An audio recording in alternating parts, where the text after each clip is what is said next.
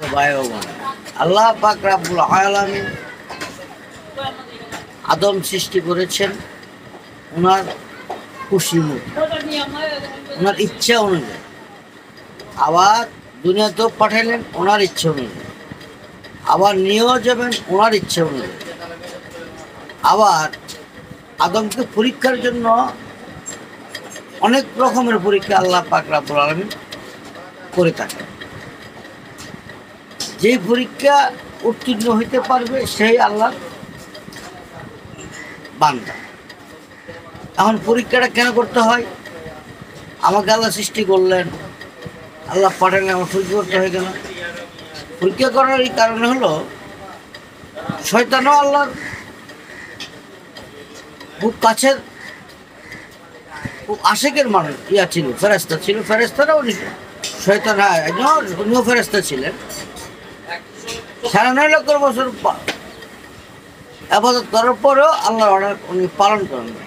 আল্লাহ যা অর্ডার করেছে তা না। সেই জন্য আদমকে আল্লাহর বন্দাকে পরীক্ষাতে ফেলাই দেয়। কাউকে টাকা দিয়েও পরীক্ষাতে ফেলাই, কাউকে অভাবে ফেলা পরীক্ষাতে ফেলাই, কাউকে অসুস্থ অবস্থা পরীক্ষাতে ফেলাই। আবার কেউ নিজের দোষে নিজের কর্মের ফলেও পরীক্ষাতে পড়ে যায়। ইচ্ছে করে পরীক্ষাতে ইচ্ছে করে পড়ে যায়। যাদের টাকা পয়সা আল্লাহ দিয়েছে, টাকা দিলে নাকি আল্লাহ কথা ভুলে যায়। আবার যার থেকে টাকা নিয়ে গেছে তারপরও আল্লাহকে ভুলে যায়। ধৈর্যশালীকারীর সাথে আল্লাহ আছে। আপনার একটা সন্তান নিয়ে গেল আল্লাহ, আপনি যখন অসন্তুষ্ট হন, তাহলে পরীক্ষা ফেল। ওইখানে ইন্না লিল্লাহি ওয়া ইন্না ইলাইহি রাজিউন বলতে হবে।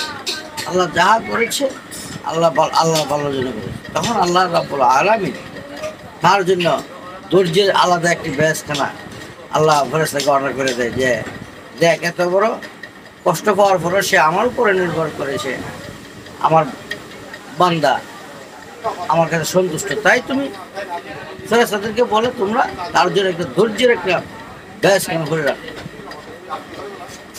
আসলে আমরা এটা পরীক্ষার হল পৃথিবীটা। আর যারা পরীক্ষাতে উত্তীর্ণ হয়েছে তার জন্য জাহান্নাম। এগুলো মুমিন হলো পরীক্ষা উত্তীর্ণ। আর আমরা সাধারণ মানুষ হলো পরীক্ষাতে পড়ে আছি।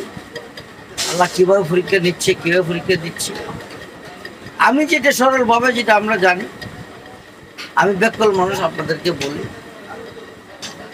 আমরা মিথ্যা কথা বলবো না, পরের হক খাবো না, রূপ লালসা করবো না, ইতিমকে আমরা ঘৃণা করবো না, আত্মীয় স্বজনদের সাথে ঝগড়া বিবাদ করবো না, যতটুকু কথা কম বলি, আল্লাহর জিকিরে থাকবো, ৫ ওয়াক্ত নামাজ পড়বো, আল্লাহর কাছে সবসময় ইন্না লিল্লাহি ওয়া ইন্না ইলাইহি রাজিউন পড়তে হবে, আস্তাগফিরুল্লাহ পড়তে হবে। আল্লাহ পাক রব্বুল আলামিন আমাদের মনের ভাবনা সব কিছু জানেন, সব কিছু বুঝেন। উনি নিজের থেকেই আমাদের সব ভাবনা উনি দূর করে দেন। আমরা সবসময় চিন্তা করব, দুনিয়াও আল্লাহ তুমি শান্তিতে রাখিও, আখিরাতেও আমাকে শান্তি। অতীতে যাদেরকে তুমি পরীক্ষাতে করে উত্তেজনা করেছো, যাদেরকে তুমি ভালোবেসেছ, তাদের অন্তর্ভুক্ত আমাদেরকে করিও। যাদেরকে তুমি পথভ্রষ্ট হয়েছে, যারা পথভ্রষ্ট হয়ে গেল, তাদের অন্তর্ভুক্ত আমাদেরকে করিও। তাদের থেকে আমাদেরকে বাঁচিয়ে রাখো।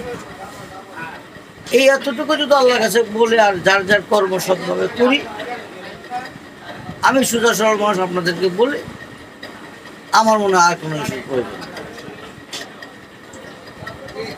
আপনারা আল্লাহ পাক রব্বুল আলামিন আমরা যা সুন্দর দিয়েছে, এই শুকরিয়া। এখানে পর্দার উপর পর্দা দিয়ে সাজ্জা করাটাও আমার মনে হয় এইটাও উচিত। আমরা অনেক সময় দেখা গেল বড় কোনো বিপদ হলে ছোট বিপদ দিয়ে আল্লাহ আমাদেরকে আবার উদ্ধার করে। আল্লাহ বলে, আমি কারো ছেলে নিয়ে, কারো সন্তান নিয়ে, কারো সম্পদ নিয়ে, কারো সম্পদ দিয়ে, কারো সন্তান দিয়ে, কারো মান ইজ্জত দিয়ে, কারো মান ইজ্জত নিয়ে অনেক রকমের পরীক্ষাতে আমি পালাই। যারা উত্তেজিত হয়েছে যারা উত্তীর্ণ তারা দুনিয়াতেও শান্তি, আখেরাতেও শান্তি। আমি সবশেষে বলবো, আমরা ধৈর্য ধারণ করবো, বিপদ আসতেই পারে, আল্লাহ পৃথিবীতে নিয়ে যাবে, একাও কেউই বাঁচতে পারবে না। আসছি আল্লাহর, যাবো আল্লাহর। সবাই ভালো থাকবেন। আসসালামু আলাইকুম।